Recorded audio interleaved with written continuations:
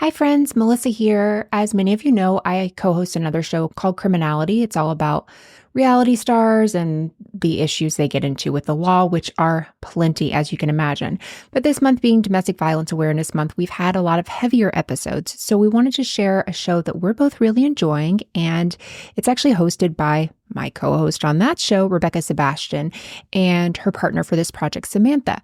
So there's a couple episodes out now. It's called Thank You for Your Interest. It's a show all about professional rejection. So if you've ever received one of those thank you for your interest emails after you've worked hard on your resume and sent it in and thought you had a chance, this is the show for you. And the first episode actually has one of our dear friends, Kim Tucker from People Are Wild podcast. She's talking about her time going through the interview process for the FBI. So we're going to play a little bit of that here. And if you want to listen to the rest of the episode, you can find that information in the show notes. But again, it's called Thank You for Your Interest, and you can subscribe now wherever you're listening to this podcast. And we will see you guys on Tuesday with a brand new Moms of Mysteries episode. Thank you for your interest. Oh, we're moving in another direction. They keep telling me to relax your breathing, calm down, or else this test isn't going to be accurate. And that's where I lost it. I knew I wasn't going to be successful in this. You should move away, but I know you won't. Hey everyone, welcome to the premiere episode of Thank You for Your Interest, a show about professional rejection. I'm Rebecca Sebastian, and that over there on the soundboard is my co-producer, Samantha Gatzik. Hi, Samantha. Hey, Rebecca, how are you? I'm good. Are you ready to, just do this? I am. I'm so excited. We've had this idea for a couple months, but it's also funny that a few months ago we did not know each other, and now we are just ear pods deep in a whole brand new podcast. I know. Bonding over job rejections at a networking event really can change the whole path of one's life. We're living proof. Yes, exactly. Well, speaking of rejection, Oh, we're going to be doing that a lot, by the way. kind of the elephant in the room, but not. Do you know how many job rejections you've gotten this year? Yeah, I may have counted on the spreadsheet. I think my last count was 17 to date this year, and that's not including non-responses. Those are flat out, thank you for your interest, but no. So there's a whole other number that's just ghosts that I don't know. But what about you? Yeah, I counted 14 job rejections. Like you, there are also a lot of ghosts in that number. I think the 14 also just strictly applies to kind of those traditional jobs that you apply to through a portal or a website. Forget about all the freelance gigs that I applied to where you kind of just send an email off. And again, maybe you hear something back, maybe you don't. Those are a little bit harder to track. So I'll go with 14 though. That sounds like enough rejection for 1 year. Yeah, and honestly, I'm like, I have you beat, but this is like the one competition where you don't really want to be winning, and yet here I am. That's why I came up with this whole thing. Yeah, but we like to brag about how rejected we are. Yeah, I mean, team rejection right here. Well, before we get into this week's episode, maybe we should just tell listeners what they might expect when they listen into Thank You for Your Interest. Yeah, of course. So every Monday for the next 8 weeks, you'll be hearing about job rejections that came at pivotal moments in people's lives. These stories were heartbreaking, hilarious, or hellish. And Rebecca, honestly, most of them are a combination of all three. I was just thinking about this. I'm so grateful to the people who came on and told their stories, because that was part of our hope in starting this, was nobody leads with professional rejection. We're all about the wins and the successes. That's what we post. And nobody wants to talk about all the rejection we're getting, but it happens to all of us. So I'm just so impressed by our brave storytellers and very excited to share them. And visit our website to get in touch with us to tell your story, tyfyipod.com. That's our website, and you can learn more about what we're doing and how you can be on the show. Amazing. Well, speaking of the show, should we get into it? Yes, I can't wait. Let's do it. Today's guest is Kim. Now, Kim always had a deep conviction that whatever she ended up doing in life, she wanted to be of service. But like so many of us, the path to get to our goal took a lot of detours. And her story really reminds us that sometimes we unintentionally get in our own way. Kim grew up in Arizona. As a kid, her sights were constantly set on things beyond her immediate surroundings.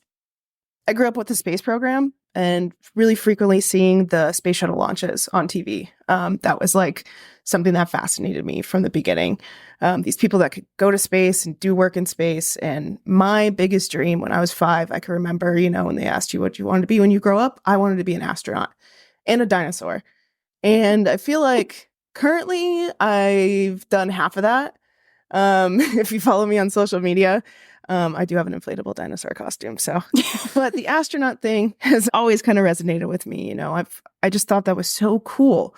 And as I got older, I started kind of putting the pieces together on how would I accomplish that. So when I was in 5th grade, I made a little 5-year plan that by the time I reached high school, I would be doing well academically and situate myself so I could apply for military academies. That was the best way to, in my mind, get into the military, to get into that track that goes into astronaut training.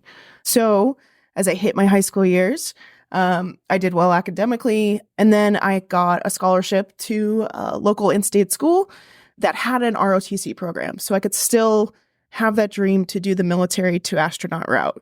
So I immediately signed up for that program and started pursuing that track. At the same time, I declared my major to be nursing. I think my big plan was I was going to be an astronaut that was also some sort of like flight surgeon.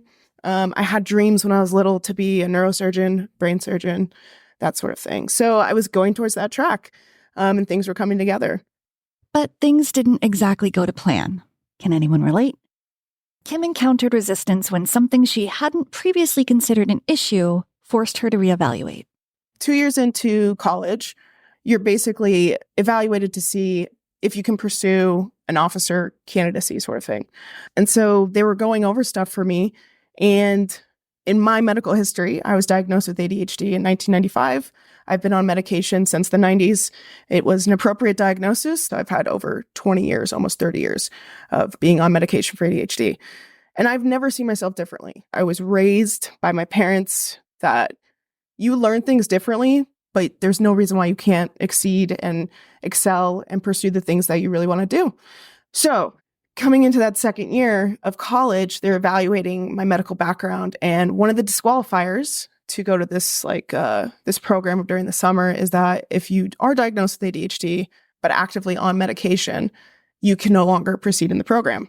That was kind of like my dismissal from Air Force ROTC, even though the cadre and all the people who run it were like, you would be a great candidate. Kim was essentially told she would have to go off the medication for at least 6 months, complete the evaluation, and upon acceptance to the ROTC, she could then submit her previous diagnosis and medication and request she goes back on the medication to perform her duties, which would likely be approved. Yeah, it didn't make sense to Kim either. Would you tell somebody with anemia, don't take iron, but go and run 5 miles? And I think at that point, I was like, I have to figure out something else because this pathway is not going to work.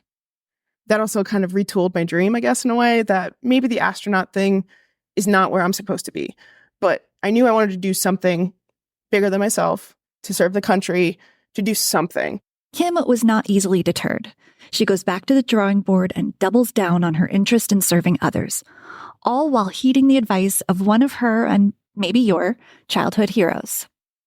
That being said, I would always apply every year through the USA Gov's portal to be an astronaut. And I never would get anything back. But it was kind of like my yearly thing. Apparently, Bill Nye, the science guy, also did something similar where he kept applying to be an astronaut. You keep applying because why not? What harm is an application going to do?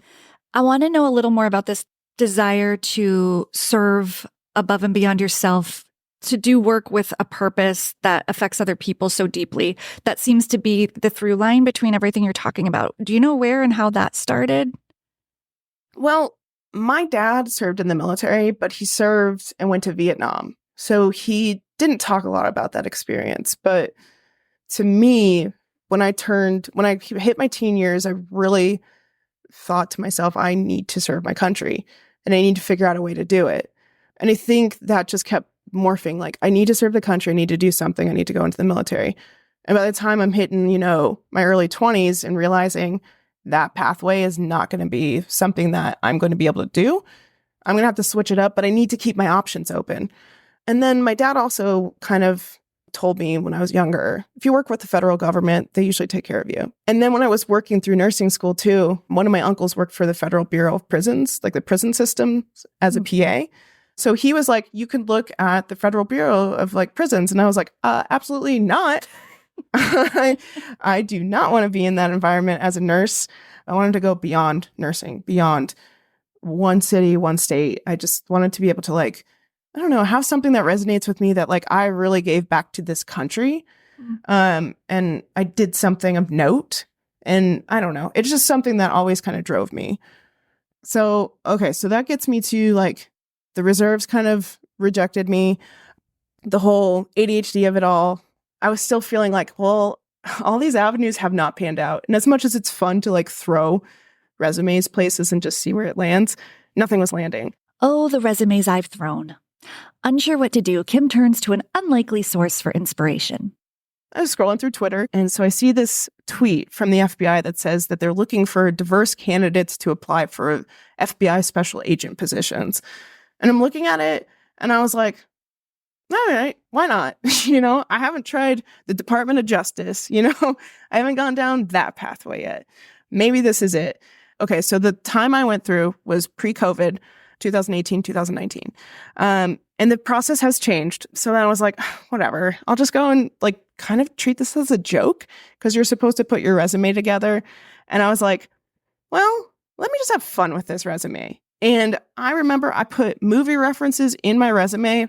It said like, I made it like that basic structure of your background and like your skills and what you're good at. I think I even put like next to my education, I was like the greatest party school ever, Arizona State University. And I'm sending this off to like the FBI. Wait. Like, Go back to the movie references. How did you integrate a movie into your resume? Like I referenced the Fast and the Furious and like Vin Diesel and the whole family. I said, I will treat your loved one like they're part of the Fast and Furious family. I was just having fun with it. Nice. Because I was like, at this point, I've gone through so many times where I've just like, they're not going to pick it. So why not have fun with it? Why Send not it beat off. the algorithm, right? And like throw it off its game. I was like, whoever's going to at least read this, the one person that reads this, probably that reads 1,000 of them, they might be like, that was funny. She's not going to be a good candidate, but give them something fun to read. And so, I was like, all right, no expectations, sent it off, kind of like every other application. And then I ended up getting a response. Kim's application was viewed and she was contacted to upload additional documentation into the highly secure encrypted portal. Forgetting the FBI might call from an unlisted number, she missed a couple calls because who answers a call from a restricted number? Well, when you get a number that's from like restricted, you're like, oh, whatever. This is like, I don't know what Trash, it is. Well, yeah. apparently when you're going through the FBI special agent selection process, it's an FBI agent. Likely a blocked number for a reason, yeah. Yeah, exactly. They're calling from parts unknown. Kim connects with an agent and gets a notification on the portal to take a routine standardized test at a large testing center. At the time, she was finishing up a traveling nurse contract in Washington state, so she took a few days to drive down through California and over to Nevada, where her next contract was. She took the test during this trip. Kim continues advancing through the process and is told she should report to the closest FBI field office for a meet and greet. She was working in Las Vegas at the time, but as it turns out, there was a meet and greet in her hometown of Phoenix, Arizona, so she decides to go there and takes the opportunity to bring her dad up to speed on her recent pursuits. He had one major concern. And he was like, you have no professional clothes. I have nothing professional for the FBI. I literally have scrubs, outdoor stuff that is organized by season, and just like random, maybe a dress from like a wedding I was in. Kim gets her hands on some FBI-friendly attire, and it's time for her first face-to-face encounter with FBI field agents and her fellow applicants. So I show up to the Phoenix field office. They gather us all in, and they kind of tell us off the bat, you guys can talk to each other. That's okay. We look like we're kids on a college campus, like basically. Right. Especially kind of with the age skewed, like everyone's around the same age. Yeah. Can I ask you a question? You know how the FBI hires for specific roles? Like you could be an accountant in your everyday job and then go be an accountant for the FBI or a lawyer. Do they need nurses? Like, was any part of you thinking you could do this for the FBI? Sure. Yeah. So they do need nurses. I did look that up. Because as I'm looking, when I was applying, I was like, special agent, I don't know if that's me, but maybe they have careers for nurses. Right. And they do.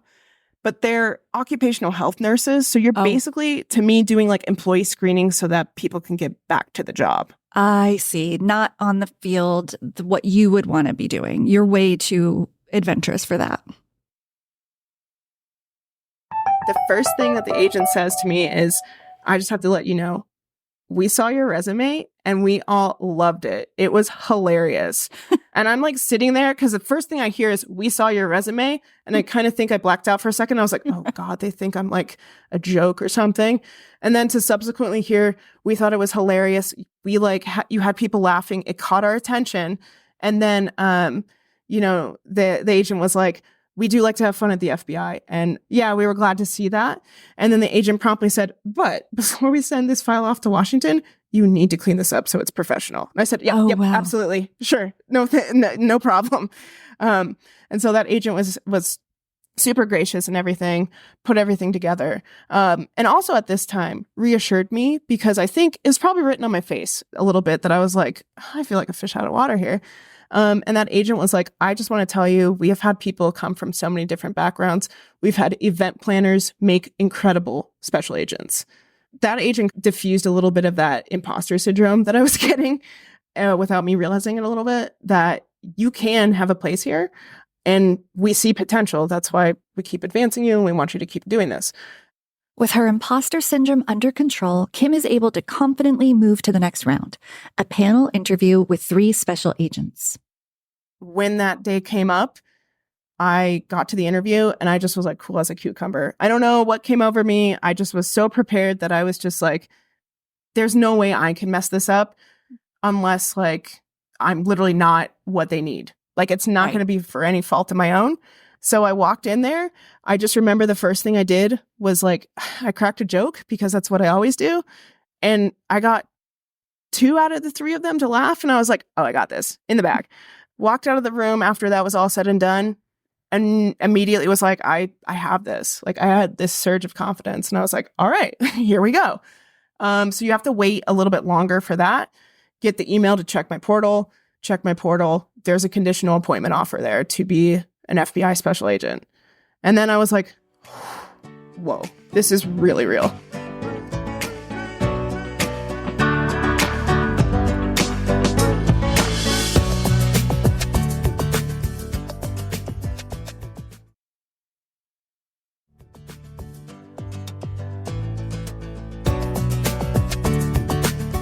Kim has successfully made it to a pivotal part of the hiring process. She moves on to a physical fitness test, which took place in the summer in Arizona, but that was no problem because she had been training in Las Vegas. Pass. Then she has a background interview where she has to list off and verify her previous addresses, which was no small task given her work as a travel nurse. So I came in with like a legal pad and that agent took one look at me and was like, this is going to be long. I said, you're not going to like me. Then they schedule you for the polygraph. We've all had high pressure interviews, but can you imagine being hooked up to a polygraph while answering questions? A field agent left Kim a voicemail. Yes, she let it go to voicemail and basically gave her everything she needed to know to successfully pass the polygraph test. Make sure you show up at this time. Make sure you have this. You know, if you normally do this for your morning ritual, continue to do it because, you know, you need to not deviate from things before you do a polygraph. Interesting. So in my head, I was like, I think already like, okay, polygraph. That's something I can't prepare for. And I like walk into the office. It's a whole thing. You get through the process and then there's a whole room they take you back to. Does it look like an interrogation room at a police station like we see on TV or no? No, it's just like a dude's office with the Okay. setup in there. That's good. So Yeah. that's got to put you at ease a little. You don't feel like you're No, in the there's criminal's no big old role. lights over me, Yeah. nothing like that. Okay. And I don't know what to expect, but it's like everything I have to base off of is like all the true crime That's all we documentaries. have. And I was like, oh no, like what's about to happen? But they were very friendly. They explained everything before they hooked everything up. They explained, this is what we're going to be asking you questions about. This is how we do X, Y, and Z. So that part is actually very accurate. Then they hook you up. And I mean, it's the hookup around the chest, the finger thing. I don't think I was facing the actual polygrapher. I think I was facing away. So it starts, right? And so they establish the baseline. Essentially, like, they're asking you, you're doing this to get a security clearance, top secret security clearance. So there's at this one point, the agent giving the test asked me these questions, and there is a method in which they do it. And they do come back around if there is something that they really need to hammer through. And that was starting to happen. And I picked up on it, and I know something changed within me. And the worst thing actually, that this agent said to me was, you need to relax your breathing. That's like telling anybody, that's like me, I'm a nurse, telling somebody, breathe normally for me. You're not going to do that. This agent is asking me this question. They keep asking me this question. We're going to do this again. They keep telling me to kind of like relax your breathing, calm down, or else this test isn't going to be accurate, in not so many words. And that's where I lost it. I knew I wasn't going to be successful in this. Oh, Because it's like, so it felt inevitable. You're like, I'm bombing. But I know you can't disclose the question, but was it that you couldn't access the answer? Were you two in your head? Were you saying the same thing over and over? What do you think was the disconnect? it was the two in the head, because it Yeah. started to be like, did that actually happen? Maybe I did have something that happened, because they keep coming around to this. And then just telling me to like relax your breathing. That was it. That's the nail in the coffin right there. Yeah. And like, I actively felt it slipping away. Oh, When it was done, and this lasted a few hours, when it was done, the agent, concluded the test, kind of gave me like a soft, like, you didn't pass this in not so many words. Basically, the agent was like, when you come into the FBI, you have to remember that you're no longer a private citizen. But for some people, maybe being a private citizen will be the path that you should take. And I wanted to be like, confirmed, failed, thank you. Like, basically telling you, like, you're man. going to keep being a private citizen, which, Yeah. fine, whatever. And I remember I was like, I got back to my car and I was like, I'm just going to go hike. Like, for me, I just needed to get that pent up whatever out. Yeah. And what I didn't realize at the time was that I was actually having an anxiety response. And for me, up until like that point in my life, I haven't had really any experiences with anxiety. I've had a lot of experiences with a lot of other emotions, but not directly like anxiety in that atmosphere. They said, if you really want this, reapply the next Ooh. cycle. And, yes, you have to start through it all over again. And I will tell you this, during the meet and greet, there was somebody that was reapplying. Oh, So- wow. Yeah. So, it happens, right? But Could you see yourself going down the path again, starting at point one? I think I could, but I think for some reason I was like, I don't think this is it. Yeah. And I think part of it was maybe I knew it was on the horizon to an extent. Like, I'm more needed in a healthcare setting, I think, is what really resonated to me as I walked out of that office. Ultimately, I was like, when I get the actual formal results, even though I already knew it was coming, I was like already resigned to the fact that this isn't where I was supposed to be. Mm. This is not what I wanted. And in fact, a few weeks later, when I did get the email to check my portal, opened it up and it said, essentially you failed the polygraph and, you are no longer advancing in the process. I read that before work and I like had the biggest smile on my face. I walked into work with my head high and I was like, I didn't want it. I did not want that path at all. At all. Kim is at peace. The relief is palpable. Sometimes you have to learn what you want by not getting what you thought you wanted. Not long after her FBI rejection, something happened. Something big that would affect all of us, but especially Kim. COVID started. And I would have been at Langley right when COVID started. And independent on like FBI protocols, the biggest thing for me that I was like, oh my God, I would have had such a mental crisis of seeing myself having to go through learning a new career that is very, very high stakes and seeing all of my friends petrified. And we were all petrified of what was going to happen with COVID. And I wasn't at the bedside of somebody. I wasn't that supportive team member. I wasn't that nurse with almost 8 years of experience at that point that is needed in that role. Instead, I'm like trying to be a little FBI agent over in Langley. I think knowing me, I would have been like, I need to go back to what I do. This is really not where I'm supposed to be now with COVID happening. That's the moment too, where I could actually honestly say too, working coast to coast with COVID, I've served my country. Well, so thank you for saying that. I'm so happy to hear you say those exact words, because all I can think is, yeah, Kim, you never made it to a federal agency, but let me be very clear and say thank you for your service, because we are so grateful. I am so grateful you were where you were in 2020. It's people like you that I can't overstate that. So to know that you have that recognition within your own life, I'm so happy to hear that. But yes, thank you a million times to you and your colleagues. I'm curious, for people facing a crossroads in their career or who see 3 connected paths, but you kind of sometimes have to make that choice from one to the other. Maybe people earlier in their career or total career changers, what would you tell them? So I really like the Olympics. And one of the things that they talk about with these athletes' stories is that these are people who've been working for the Olympics for like 4, 6, 8, 10, 12 years to get to like their first Olympics. And one of the things they talk about is that a dream delayed is not denied. Sure, a straight line between, point A to point B is great. But if you got to go on a squiggly line, there's nothing wrong with that either. Yeah. Thanks for showing us the squiggly line way. It was such a ride. It was so much fun. And if you're up for just one more minute of fun, I'm going to transition us into a fun little game where I'm going to read off a couple of fictional TV or movie bosses, and you're going to name the one that you would rather have as a boss. Ooh, okay. Yeah. Are you down? Sure. Okay. Okay. Michael Scott or Ron Swanson? Ron Swanson. Hands down.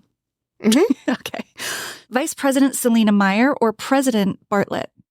Veep. You got to go with the Veep. It's a very Veep. We're in our Veep era, actually. Yes, we Let's are. hope. All right. And last but not least, Miranda Bailey or Miranda Priestley? As much as I don't even watch Grey's Anatomy, I got to go Bailey. I mean, I'm a nurse. Yeah, you got to be in that room. Yeah. And Absolutely. honestly, Devil Wears Prada, like, Miranda Priestley scares me. I only watched that movie once and I was like, ooh, this is not the movie I would rewatch. Yeah, imagine if she spoke into what you should wear to the FBI. Actually, that would have been cool. That might have been actually helpful. I don't know. Well, Kim, this was a blast. And all right, check out People Are Wild. The link will be in the show notes. And Kim, thank you so much for sharing your story on Thank You for Your Interest. Thanks for having me. Oh my gosh, Kim's story, so good. Thank you again to Kim for being on the show. And if you guys enjoyed her story, she has a podcast called People Are Wild and talk about workplace stories when you're a nurse in the ER. She's got some good ones. So definitely check that out. We'll put the link in the show notes. And Samantha, if people like wild work stories, then they're going to love our last segment. Absolutely. Before we get into our Not Safe for Work segment, Rebecca, have you ever had a job in retail as a teenager? I think when I was growing up, almost everybody had a job at the mall. Somehow, thank God, I managed to escape that. But did you ever have a job at the mall? Well, actually, I worked in retail, but they were always like freestanding stores, which was kind of cool. Although I didn't get to get like a pretzel on my breaks. But this is one of my most burned and blazed in my memory job memory stories. So I'm a teenager, like a very young, just got my working papers eligible for a job kind of age. And I went into let's call it a large clothing retailer that is a chain that everybody has in their hometown. Mm-hmm. Like the ones that had the sweater that had the brand name right across the chest. One of those brands. One of those that are folded in just a specific way. And I guess my interview was, I just really, really wowed them because the store manager said, I don't normally do this, Rebecca, but I'm prepared to make you an offer today on the spot. And I'm like really young. I'm feeling like this is such a high stakes situation suddenly. Mm-hmm. And then she kind of doubles down and writes the starting salary on a piece of paper and slides it across the desk to me. That beautiful minimum wage salary slides it down. And I even at that age had the sense to like think this is laughable, but I didn't laugh and I just looked at that and it was literally less than I made babysitting. And I thought, well, I get a discount here. I'm not sure. And I said, I'm going to need to think about this. Like suddenly I'm hardballing them. Like I'm going to need to sleep on it. And I didn't end up taking it. I just will never forget like how it must have been a strategy. She's like, it makes them feel really important or something. Yeah, maybe that. It just makes me think of like, you're in a movie asking for ransom or something, and it's like, here's what I want, and slide it across the table. There should be a lot more zeros. If you're sliding a paper with a number across a table to someone, it needs a lot more zeros than was on mine. Rebecca, that just shows that no matter how old you are or where you are in your career, sometimes the things that happen at work are just strange.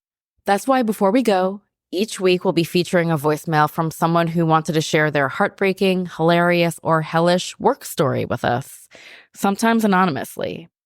We like to call this our Not Safe for Work segment. And if you would like to leave us a voicemail, you can go to speakpipe.com/thank you for your interest. This week we have a voicemail from Trevor, who had to bring his mom with him on a job interview. Let's hear how that went.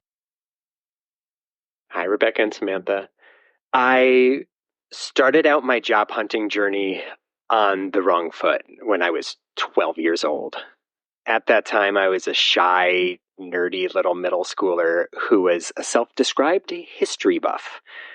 One day in middle school, I saw an ad in the back of the school flyer looking for students to act as docents and reenactors at the Noah Webster House and Museum. I was so excited for this opportunity, I literally almost passed out, ran home, called, secured an interview, and eventually went to the house to be interviewed by one of the staff members along with my mother. The person I interviewed with was a lovely woman who had a thick, endearing, very intense Long Island accent. She was immediately impressed by my prepubescent historical showboating of dropping little facts, bragging that I could recite all the presidents in order at age 4. I just knew I was going to get the job. The interviewer started to tell me about the responsibilities I'd be taking on, the schedule that I'd have, and the dress code. A dress code that consisted of a white button-down shirt, dress pants, and nice dork shoes. My mother, who was sitting silently next to me the whole time, burst out laughing. She kept on laughing to the point of crying. She was literally slapping her knee. Myself and the interviewer were so confused. My mom barely choked out words. I'm sorry. I thought you said dork shoes. She continued to laugh and laugh, and the interviewer was not happy. Her demeanor immediately soured. I saw this 4 hours a week, below minimum wage opportunity of my lifetime so far slip through my tiny little hands. The interviewer said she'd call me and walked us out of her office, and as we passed by her door, we saw her nameplate. Her last name was Dorco. Seriously. She never called me, and I never brought my mom to a job interview again.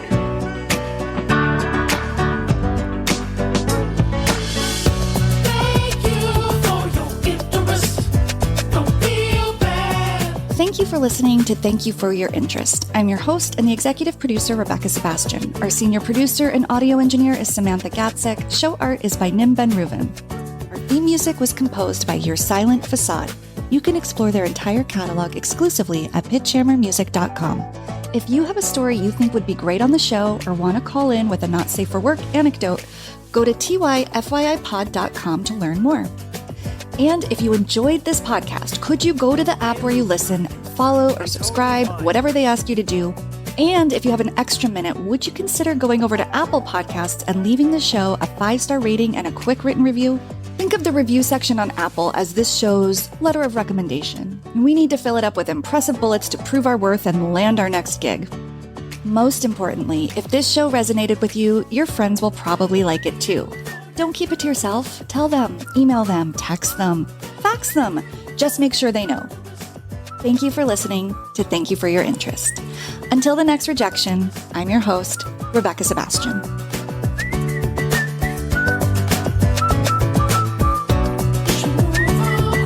I am moving on. I'm totally fine.